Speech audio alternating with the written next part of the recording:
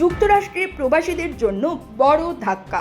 নতুন আইনে রেমিট্যান্সে বসছে 5% ভ্যাট।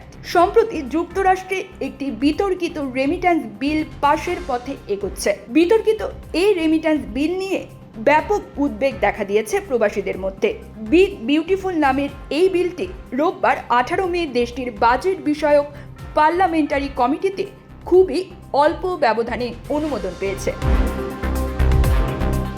বিলটি এখন নিম্নকক্ষ প্রতিনিধি পরিষদে উত্থাপনের অপেক্ষায় রয়েছে। সেখানে পাশ হলে এটি সিনেটে যাবে এবং পরবর্তীতে আইনে পরিণত হবে।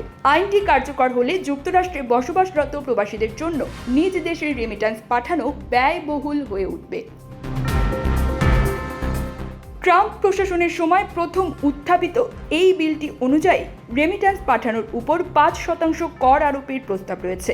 এই করের আওতায় গ্রিন কার্ডধারী H1 ভিসাধারী সহ বৈধ অভিবাসীরাও পড়বেন।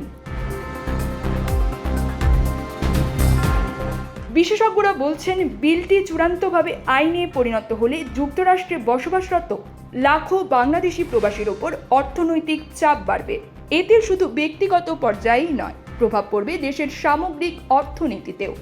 বাংলাদেশ ব্যাংকের তথ্য অনুযায়ী বর্তমানে যুক্তরাষ্ট্রই বাংলাদেশের রেমিট্যান্সের সবচেয়ে বড় উৎস। চলতি 2024 থেকে 25 অর্থ বছরের প্রথম 9 মাসেই যুক্তরাষ্ট্র থেকে বাংলাদেশে এসেছে প্রায় 394 কোটি মার্কিন ডলার, যা গত বছরের একই সময়ের তুলনায় 103% বেশি। বিলটি নিয়ে যুক্তরাষ্ট্রে অবস্থানরত প্রবাসী বাংলাদেশিরা সামাজিক মাধ্যমে ক্ষোভ প্রকাশ করছেন।